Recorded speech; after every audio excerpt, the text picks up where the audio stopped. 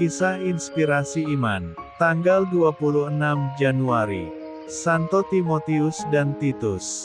Pada tanggal 26 Januari Gereja Katolik Roma merayakan peringatan liturgi Santo Timotius dan Titus, sahabat dekat Rasul Paulus dan uskup Gereja Katolik pada masa-masa awal berdirinya.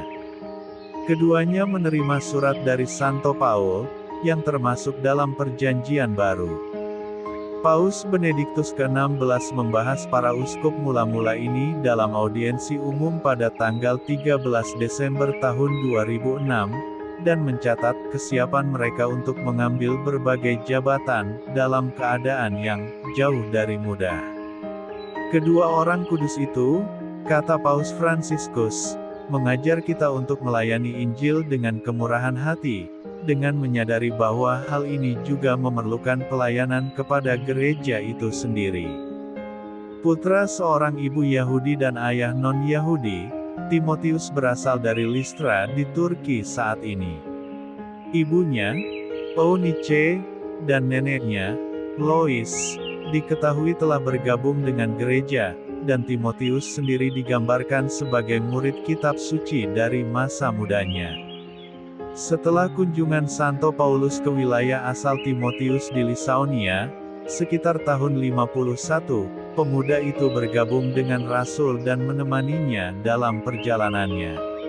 Setelah perselisihan agama memaksa Paulus untuk meninggalkan kota Berea, Timotius tetap membantu gereja setempat.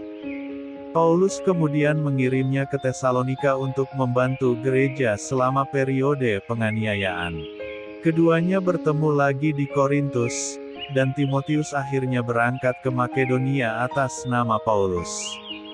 Masalah dalam gereja Korintus membuat Timotius kembali untuk sementara waktu. Setelah itu ia bergabung dengan Paulus dan menemani sang rasul dalam perjalanan berikutnya. Seperti Paulus, Timotius menjalani masa pemenjaraan selama melakukan pekerjaan misionarisnya. Pembebasannya disebutkan dalam surat Perjanjian Baru kepada orang Ibrani. Sekitar tahun 64, Timotius menjadi uskup pertama gereja Efesus. Pada tahun yang sama, dia menerima surat pertama dari dua surat yang masih ada dari Santo Paulus.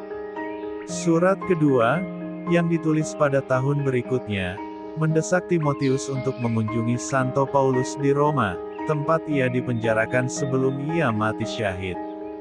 Sumber-sumber kuno menyatakan bahwa Santo Timotius mengikuti mentornya dalam kematian sebagai martir karena iman. Pada tahun 93, selama kepemimpinannya di gereja Efesus, dia menentang penyembahan berhala dan akibatnya dibunuh oleh massa. Festival pagan yang diprotesnya diadakan pada tanggal 22 Januari dan tanggal ini dilestarikan sebagai peringatan Santo Timotius di wilayah Kristen Timur.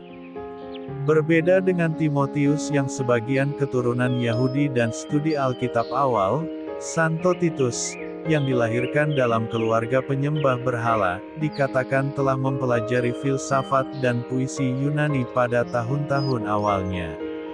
Namun ia mengejar kehidupan yang baik, dan konon mendapat mimpi nubuat yang menyebabkan dia mulai membaca kitab-kitab Ibrani. Menurut tradisi, Titus melakukan perjalanan ke Yerusalem dan menyaksikan pemberitaan Kristus selama pelayanan Tuhan di bumi.